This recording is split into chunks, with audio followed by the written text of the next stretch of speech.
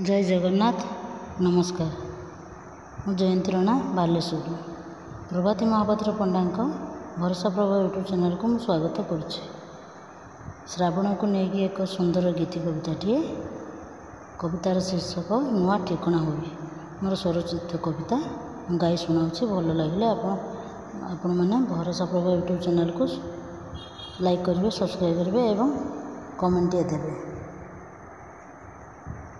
श्रावण गौ कहीं भिजाओ नहीं, सते भिजाइबा पाई मन की नहीं।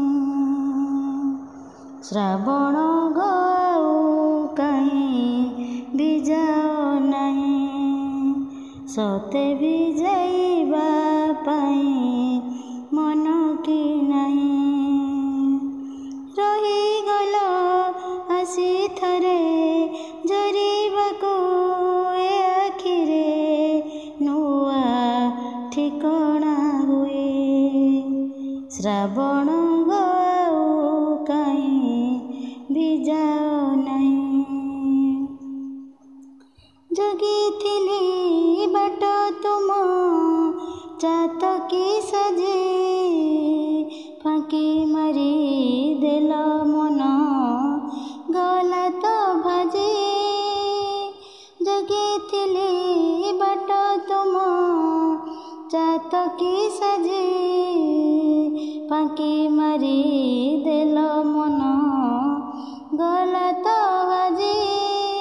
संज सकाळे मु केते अहरह खोजे जेते, तुमे लुचिच आखिरे नुआ रूपटे नहीं। श्रावण गौ कहीं भिजाओ नहीं, कथा मोर तुम कने जाए तो नहीं।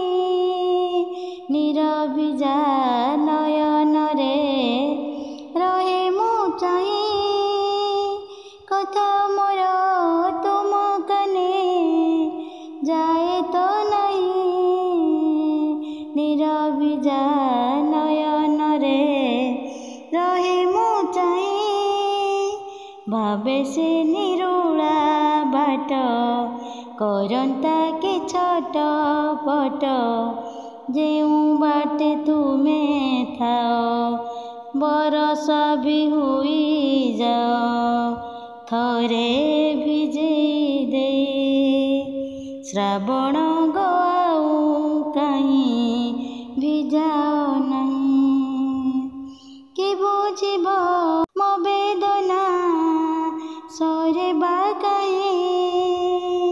दूरे दूरे जाओ तुमे फेर तो नहीं, कि बुझिब मो बेदना सरे बाकाई। दूरे दूरे जाओ तुमे फेर तो नहीं।